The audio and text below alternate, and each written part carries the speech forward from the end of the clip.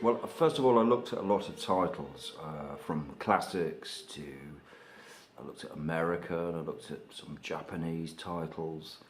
I read a lot. And a friend recommended Dead Kids Songs to me, and I gave it a read. I'm not a great reader, but I don't know. It seemed so impossible to do, to stage, that it sort of threw the gauntlet down to me. It wasn't just the staging of it that I was interested in. The story really appeals to me. The period appeals to me. I was sort of born in that period, sort of in the 70s, and I have really strong memories of it. And I think I have a strong sense of being a parent and a father at the moment, and I have a strong sense of sort of remembering what it was like to be a child. So I picked this story, which is a brilliant story. It's a brilliant book.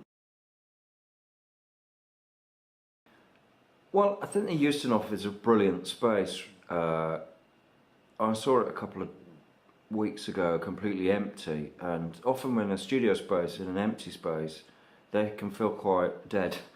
They can sort of feel like you have to do a lot with them straight away, and I think the Ustinov is, I don't know, I think it's got a really good feeling. I think it's really well laid out.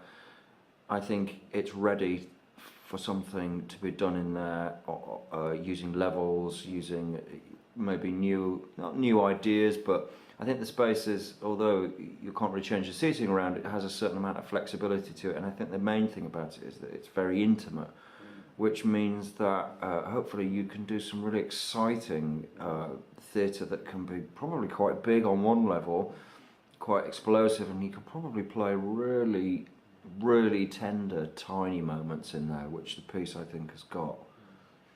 So I think the Ustinov is a great space.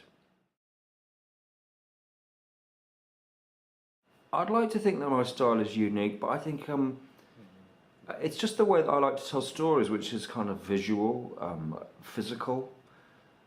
Only physical because I think, not because it has to be physical, but I think the piece needs it to be physical. This is a story of four young boys who believe that they're in the army, and a lot of it's set in trees, in parks, climbing.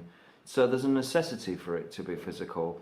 I like storytelling. I like economy in storytelling. I think you can tell stories with images as well. I think when people go to the theatre, they often talk about what they saw. They don't often talk about what they heard unless it was music. So I like to do stuff that's exciting. I like to do stuff that's challenging for actors. And I like to do stuff that's challenging for an audience, so that the audience are able to use their imaginations and it's not served up on a plate for them, as it were, that they have time to think and often read into things that maybe I haven't even seen as a director. I think the actors have a challenge here. All the actors have to play between 11 and 12 years of age. We've still yet to discover how to do that, really. I know that it has to be truthful. I think it's very important to work from life as much as possible. I think when an adult playing a child on stage doesn't work is because when they're working on a kind of stereotype or a generalised idea of how children behave. So what I want to do is, as much as possible, draw from real observations of boys around that age, and the kind of and find something truthful and something fresh and observations that mean something. Every single member of that audience will have a very vivid and specific memory of what it felt like to be that age. So we won't be able to get away with any kind of generalisation or anything like that. So yeah, the challenge will be to find a way to make it truthful, and make it honest, and make it real. I think one of the big things I noticed doing summer schools and observing all these kids is that they love to play. No matter what situation they're in, they try and find a game out of anything. So even if you get a group of bored kids, they will find a game in someone's jacket throwing a jacket around and catching it, they'll make a game out of it and have loads of fun doing that. So yeah, I think the way I'm certainly going to approach it is just to enter into that sense of fun and playfulness, and see what comes from it, because it's quite a liberating state to be in. Making sure I'm active and I'm sort of open. Every time I see children playing, I'm just sort of a little bit more observant than perhaps I might ordinarily be. But yeah, I'm sort of going climbing. I think climbing is going to be quite a big element of the piece, so good to have that kind of that childlike confidence, I guess, when it comes to getting on a climbing frame or climbing a tree or something like that. That sort of that we lose, I think, in adulthood. The sort of the thrill of being up high and taking your own weight. So yeah, doing more of that, which is great fun. Dead Kid Songs, yeah, it's quite an alarming title, I imagine. I've got used to saying it now. It's inspired from some poems, I have to get this right, called Kindertoten Lieder.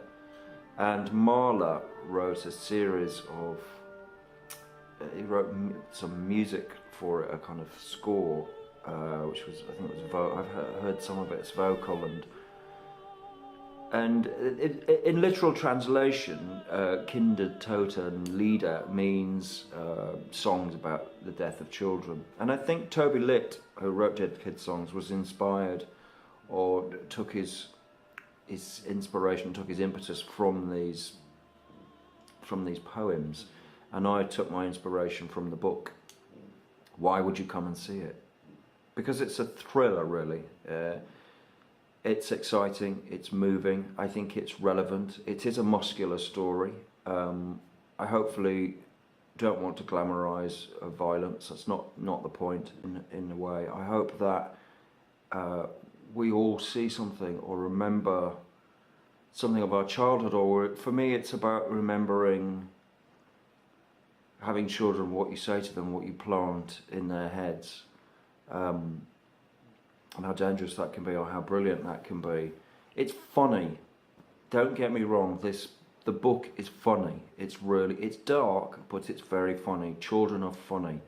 We know how honest children can be, we know how alarming they can be, we know how disarming a child can be. It has funny elements in it, and like all dark comedies, you find yourself laughing at things you really shouldn't laugh at. And something about them being children allows that to free up somehow. You sort of think, well, they're children. That's how their honesty works, that's how their bluntness works, how their directness works.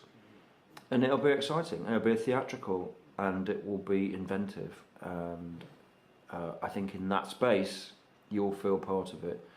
It might be controversial, but that's no bad thing. Theatre's meant to challenge and ask questions, and I think the story's really relevant, and I think the story is a good story to tell, and it's one I really want to tell.